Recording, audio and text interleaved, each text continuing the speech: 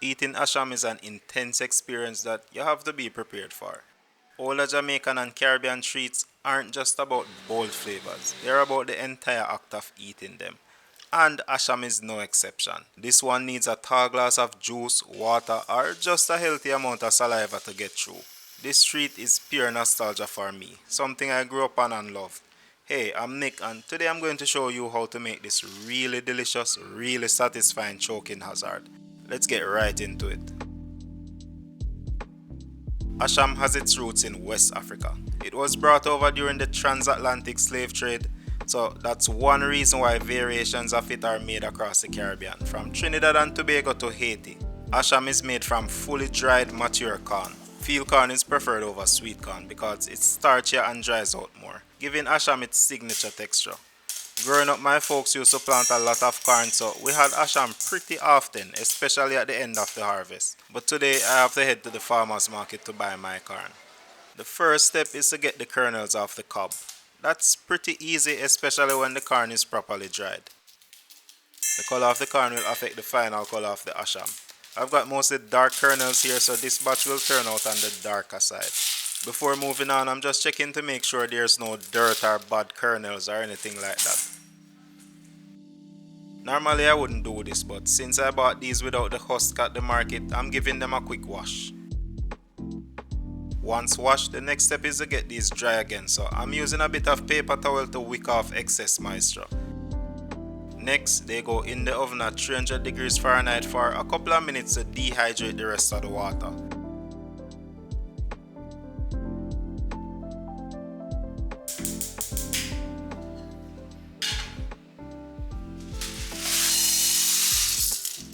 The corn needs to be toasted for asham, and while you could leave them to toast in the oven after they dry out, I prefer toasting them in a thick pot on medium heat.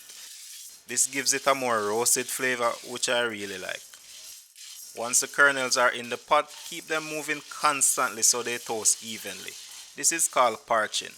Back in primary school, asham used to be sold in polybags at the school gate, but I never bought it because my grandmother and mother made it at home, and it was free. Parching takes about 8 to 10 minutes, and you know it's done when they give off a satisfying toasted aroma. Some of them might even puff up or pop like popcorn. Once fully parched, we can remove them for the next step.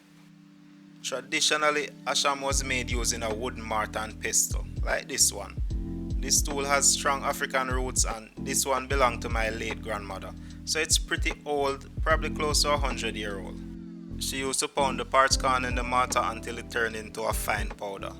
That takes a bit of time, so today I'm going to use my trusty blender to speed things up.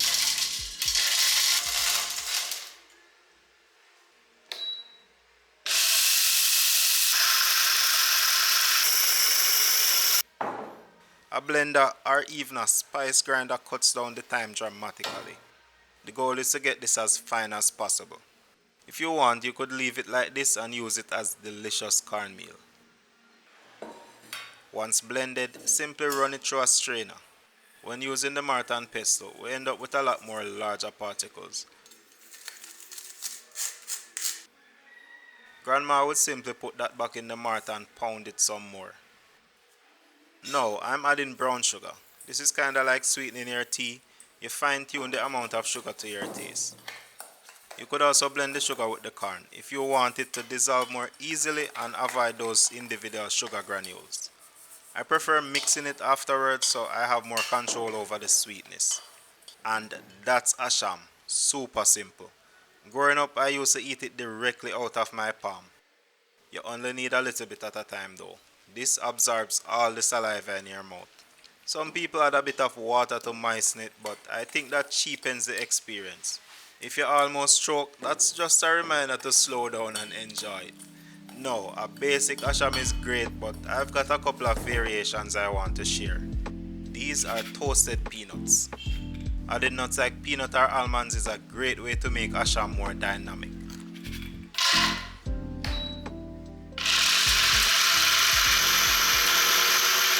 To add the nuts, just blend them to a similar texture as the asham. Peanut also contains oil which makes the asham a bit easier to eat. peanut will be a bit more clumpy and not as dry as the corn asham. You can also leave some unblended nuts for some varied texture. Next, mix the corn asham with the blended peanuts. I'm using roughly a 1:1 ratio, but feel free to adjust it to your taste. Besides nuts, you can also add spices like cinnamon, nutmeg, or even vanilla to asham.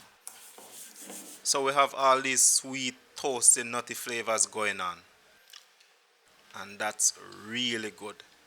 This next variation is a personal favorite, and I'm not sure how popular it is, but it's something I always did. Growing up, I like to add powdered milk to asham.